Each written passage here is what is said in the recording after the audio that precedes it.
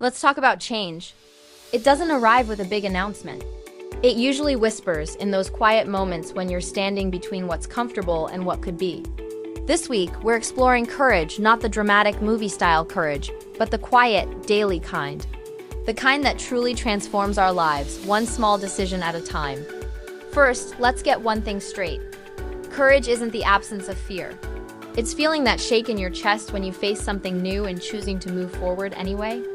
In recovery, in growth, in any meaningful change, courage is just the willingness to take one more step when every part of you wants to run back to safety. Think about the last time you made a change that mattered. Maybe you finally made that phone call you were dreading, set a firm boundary, or admitted you needed help. That didn't require you to be a superhero.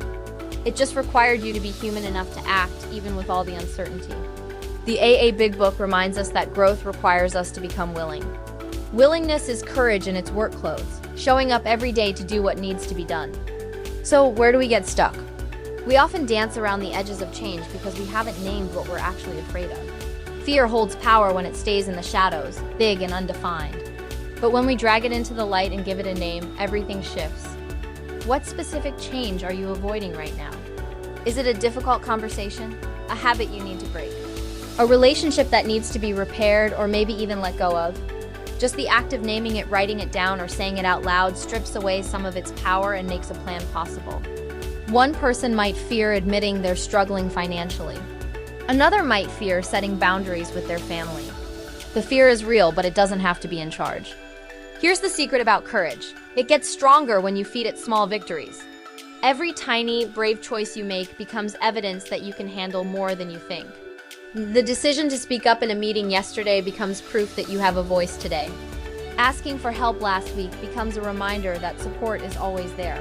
These aren't just little moments. They are the building blocks of a more courageous life. I want you to start collecting evidence of your own bravery. Keep a running list of the small things you did that took courage, even if they felt insignificant. That text you sent when you wanted to avoid conflict. That boundary you held when it was easier to give in. That honest answer when a lie would have been more comfortable. When fear whispers that you can't handle what's next, read that list. Let your courage answer with facts, not feelings.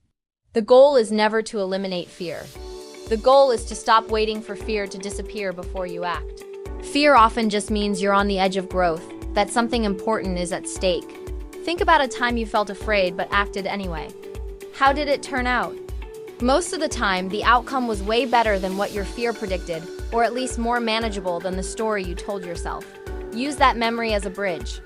This week, pick one small thing to do even if it scares you. Acknowledge the fear, let it sit in the passenger seat, but don't let it drive. Holidays can be full of love, but they can also be full of triggers. Family gatherings can bring up old patterns and old fears.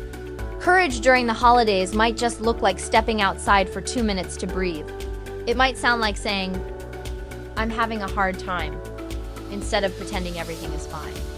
It might feel like holding a boundary, even when someone tries to make you feel guilty. Gratitude and courage can walk together. Being honest about your struggles doesn't make you less thankful. It makes your gratitude real. If you feel that old pull at the dinner table, try this. Name one thing you're grateful for. Then name one small brave act you can take in that moment.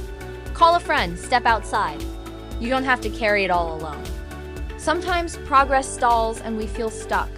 That's not failure, it's just part of being human. This is when a different kind of courage is needed. The courage of patience and persistence. When you hit a wall, it's time to adjust your plan, not abandon it. Rest with kindness, not judgment. Courage isn't always loud. Sometimes it's the quiet, steady act of showing up day after day, even when progress feels invisible. Sometimes courage is just getting back up. So as this week ends, take a moment to honor the courage you've already shown. Review the brave choices you made, no matter how small. Each one is proof that you are capable of change. Choose one courageous practice to carry into next week. Maybe it's a daily micro step. Maybe it's just asking yourself each morning, what would courage look like today? The path forward isn't about becoming fearless. It's about becoming someone who acts with fear as a companion, not the commander. What will your next small, brave act be?